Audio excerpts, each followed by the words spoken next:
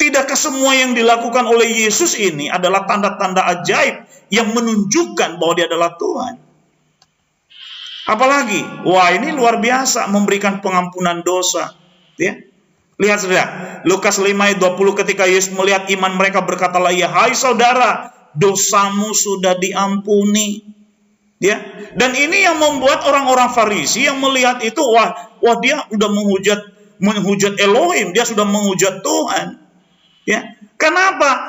Karena pengampunan dosa itu hanya bisa dilakukan oleh Tuhan. Nggak ada manusia berdosa di dunia ini yang bisa memberikan pengampunan dosa kepada sesamanya. Nggak ada itu.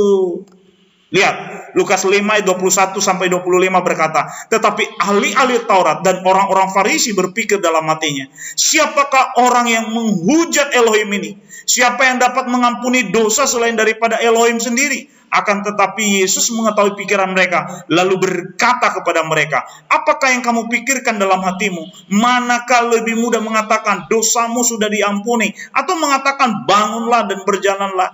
Tetapi supaya kamu tahu bahwa di dunia ini anak manusia berkuasa mengampuni dosa, berkatalah ia kepada orang lumpuh itu, kepadamu kukatakan, bangunlah, angkatlah tempat tidurmu dan pulanglah ke rumahmu. Dan seketika itu juga bangunlah ia di depan mereka, lalu mengangkat tempat tidurnya dan pulang ke rumahnya sambil memuliakan Elohim. Wah, luar biasa. Memang Yesus bukan manusia biasa kok. Dia memang Tuhan.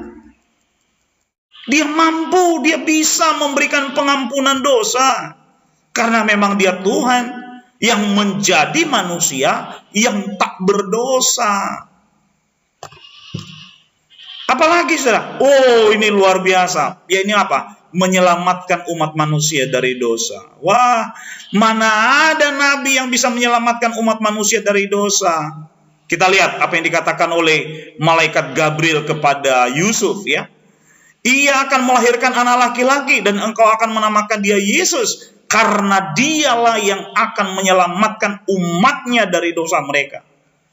Jauh sebelum Yesus lahir, sudah dikatakan apa yang menjadi tujuan kedatangannya, apa itu? Menyelamatkan umat manusia dari dosa. Ya.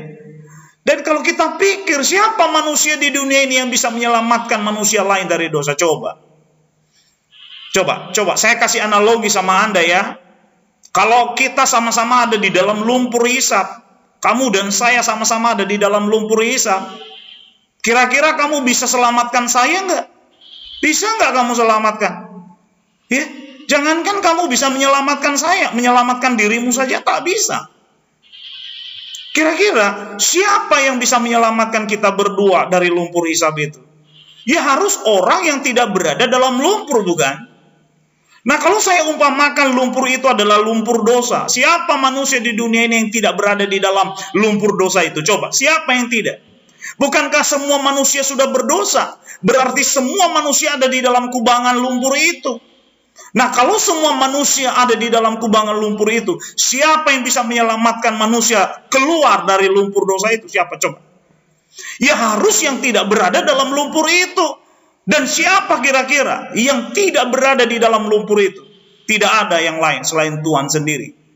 Dan itu sebabnya Tuhan itu yang maha kuasa, yang maha besar itu, pencipta langit dan bumi, ia turun ke dalam dunia menjadi manusia. Untuk tujuan apa? Menyelamatkan umat manusia dari dosa. Karena manusia yang berdosa, manusia yang harus diselamatkan, maka dia harus menjadi manusia.